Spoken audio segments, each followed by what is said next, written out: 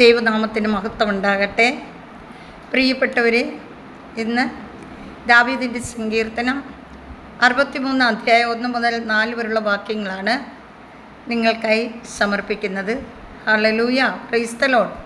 ദൈവമേ, അവിടുന്നാണ് എൻ്റെ ദൈവം, ഞാൻ അങ്ങേ തേടുന്നു. എൻ്റെ ആത്മാവ് അങ്ങേക്കായി ദാഹിക്കുന്നു.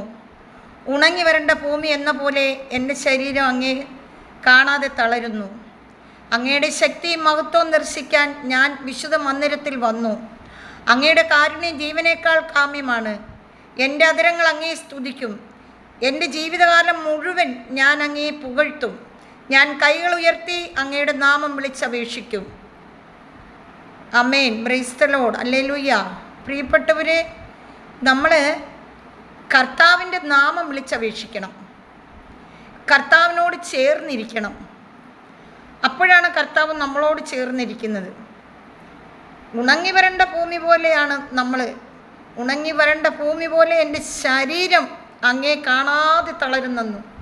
പ്രിയപ്പെട്ടവരെ, നമ്മൾ യേശുവിനെ കാണാൻ വേണ്ടി അതീവ ശക്തിയോട് കാത്തിരിക്കണം. അതീവ ശക്തിയോട് യേശുവിൻ്റെ അരികിൽ ചെല്ലണം. യേശു നമുക്ക് വേണ്ടിയാണ്, നമ്മുടെ രക്ഷയ്ക്ക് വേണ്ടിയാണ്. മറ്റൊരുവനിലും രക്ഷയില്ല. പ്രിയപ്പെട്ടവരെ, ആകാശത്തിന് കീഴെ ഭൂമിക്ക് മുകളിൽ ഒരേ ഒരു നാമമേ നൽകപ്പെട്ടിട്ടുള്ളൂ, യേശു എന്ന നാമം. ആ യേശുവിൻ്റെ നാമം നമ്മൾ മുറുകെ പിടിക്കണം. പ്രിയപ്പെട്ടവരെ, യേശുവിനെ പ്രഘോഷിക്കാനും യേശുവിനെ വിളംബരം ചെയ്യുവാനും ആരുടെയും സഹായം വേണ്ട.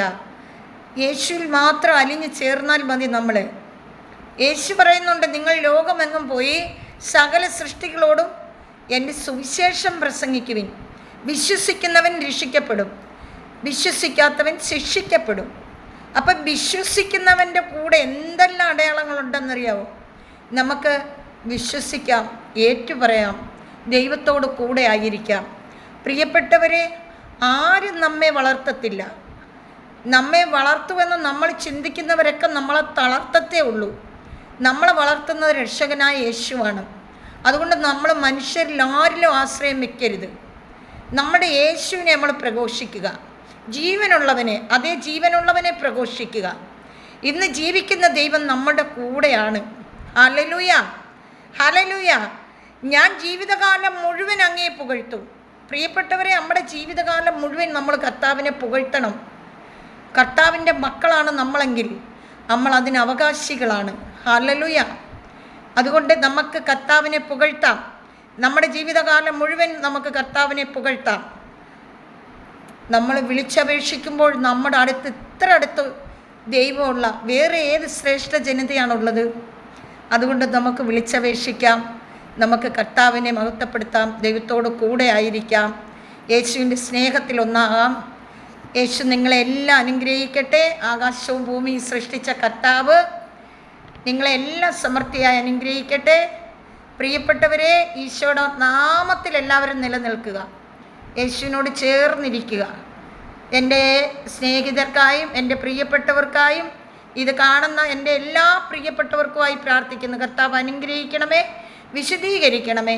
ഓരോ മക്കൾക്കും വേണ്ട ആവശ്യങ്ങൾക്ക് എല്ലാം അങ്ങ് തുണയായിരിക്കണേ കർത്താവേ.